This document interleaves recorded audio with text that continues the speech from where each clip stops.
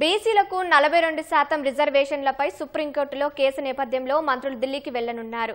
తాజా వివరాలు మా ప్రతినిధి తిరుపాల్ను అడిగి తెలుసుకుందాం. తిరుపాల్ చెప్పండి, మంత్రుల ఢిల్లీ పర్యటన వివరాలు తెలపండి.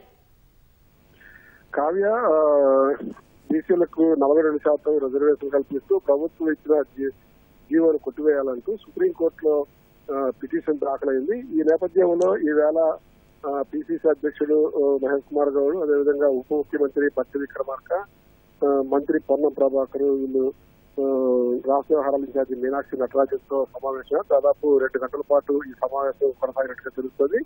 ఈ సమావేశంలో బీసీ రిజర్వేషన్లు, అదేవిధంగా స్థానిక సంస్థలకు సంబంధించి జూబ్లీ హిల్స్ ఉప ఎన్నికకు సంబంధించి 3 అంశాలకు సంబంధించి చర్చ జరిగినట్టుగా సమాచారం ఉన్నది. అయితే బీసీలకు 42% రిజర్వేషన్ కల్పించే విషయంలో ప్రభుత్వం కృతజ్ఞత ఉండగా ఎటు తిరిగి దాన్ని అమలు చేయాలనే ఆలోచనతో ముందుకు పోతోంది. అందుకు సంబంధించి ఈవేళ రాష్ట్ర వ్యవహారాల ఇన్ఛార్జితో సమావేశమై చర్చించిన తర్వాత ఢిల్లీకి వెళ్లాలని చెప్పేసి నిర్ణయించినట్టుగా మనకు సమాచారం ఉన్నది.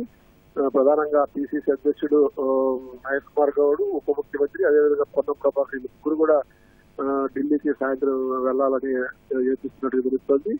అయితే ఢిల్లీ వెళ్ళిన తర్వాత ఈ రిజర్వేషన్ సంబంధించి జీవో ఇచ్చారు. జీవోకి సంబంధించి అక్కడ న్యాయ కోవిధులు సుప్రీంకోర్టు ముఖ్యమైన న్యాయ నిపుణులతో చర్చించిన తర్వాత రేపు ప్రభుత్వం తరఫున బలమైన వాదనలు సుప్రీంకోర్టులో వినిపించాలన్న ఆలోచనతోనే వీళ్ళు ఢిల్లీకి వెళ్తున్నట్టుగా తెలుస్తుంది. ఆ వాదనలు గట్టిగా వినిపించి ఏదైతే జీవో నెంబర్ 9 ఇచ్చారో ఆ జీవోను ఎట్టి పరిస్థితుల్లో కోర్టు తప్పుపట్టకుండా చూసేదానికే ఈ ప్రయత్నాలు చేస్తున్నట్టుగా తెలుస్తుంది. మరొకవైపు ఈ నెల 8వ తేదీన హైకోర్టులో కూడా ఇదే అంశం మీద విచారణ జరగనున్నది. ఆ రోజు కూడా గట్టిగా వాదనలు వినిపించాలని చెప్పి కూడా ప్రభుత్వం నిర్ణయించినట్టుగా తెలుస్తుంది. ఇదే అంశాలన్నింటి కూడా ఏదైతే మీనాక్షి నటరాజన్కి, అదేవిధంగా పిసిసి అధ్యక్షుడు పొన్నం ప్రభాకర్ కు, అదేవిధంగా ఉప ముఖ్యమంత్రి నలుగురికి మధ్యలో ఏదైతే జరిగిందో ఆ అంశాలన్నింటి కూడా ముఖ్యమంత్రికి ఫోన్ ద్వారా పొన్నం ప్రభాకర్ వివరించినట్టుగా తెలుస్తుంది. అయితే ఢిల్లీకి పోవడం వల్ల సుప్రీంకోర్టు న్యాయ కోవిధులను పలువురిని కలిసి వాళ్ళ సలహాలు తీసుకొని ఆ సలహాల మేరకు సుప్రీంకోర్టులో గట్టి వాదన వినిపించడం ద్వారా ఏదైతే ఈ జీవోను ఛాలెంజ్ చేశారో దాని మీద కోర్టు నుంచి సానుకూలత వస్తుందని చెప్పేసి భావిస్తున్నారు.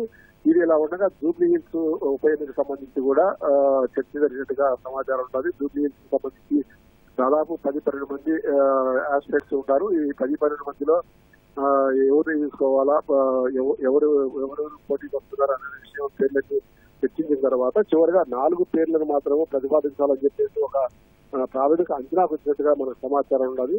ప్రధానంగా అక్కడ నవీన్ యాదవ్, అదేవిధంగా మాజీ ఎంపీ అంజన్ కుమార్ యాదవ్, అదేవిధంగా మాజీ మేయర్ బొంతూరు రామ్మోహన్ పేర్లు, అదేవిధంగా కార్పొరేటర్ సిఎన్ రెడ్డి, ఈ 4 పేర్లను ప్రతిపాదించాలని ప్రాథమికంగా నిర్ణయించినట్టుగా సమాచారం ఉండాలి. ఈ 4 పేర్లను అధిష్టానానికి పంపించి అధిష్టానం ఎవరి పేరు ఖరారు చేస్తే వారిని అభ్యర్థిగా ప్రకటిస్తున్నారు.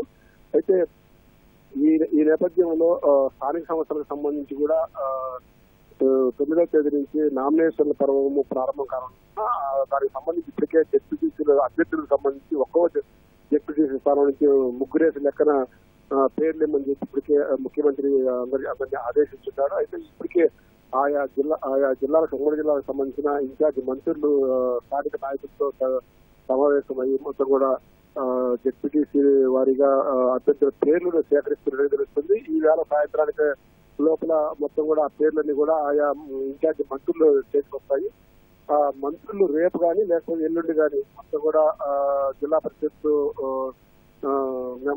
జెడ్పీటీసీకి సంబంధించిన ఒక్కొక్క జెడ్పీటీ స్థానానికి సంబంధించిన 3 పేర్లు ఎక్కడ మంత్రులు చేసుకుని ఆ మంత్రులు వాటిని పిసిసి అధ్యక్షుడికి అందజేస్తారు. పిసిసి అధ్యక్షుడు వాటి అన్నింటినీ కూడా పరిశీలించిన తర్వాత ఫైనల్ చేస్తారు. అయితే ఈ పరిశీలించడము, ఈ ఫైనల్ చేయడం అంతా కూడా 8వ తేదీన ఇట్లా హైకోర్టులో ఉన్న విచారణ పూర్తయిన తర్వాత హైకోర్టు ఏ నిర్ణయం తీసుకుంటారో దాన్ని బేస్ చేసుకొని ఇవన్నీ కూడా నిర్ణయం తీసుకున్న తర్వాత అభ్యర్థులు ప్రకటించే అవకాశం ఉండాలి. వీటన్నిటి కూడా న్యాయస్థానానికి ముడిపడి ఉన్నందున వీళ్ళు ఏదైతే ఎన్నికల షెడ్యూల్ అయితే వెలువడిందో ఆ షెడ్యూల్ ప్రకారం వీళ్ళు చేయాల్సిన కార్యక్రమాలన్నీ పార్టీ పరంగా చేసుకుంటూ పోతారు. మరొక వైపు న్యాయస్థానం ఏ నిర్ణయం తీసుకొని ఏ విధంగా డైరెక్షన్ చేస్తుందో దాని ప్రకారం ముందుకు పోవాలని కూడా యోచిస్తున్నారు. ఎన్నింటి బేరీజ్ చేసుకొని ముందుకు పోయేదానికి అటు ప్రభుత్వం కానీ ఇటు పార్టీ కానీ చొరవ చూపుతోంది అని చెప్పవచ్చు కావ్య. ధన్యవాదాలు తిరుపాల్.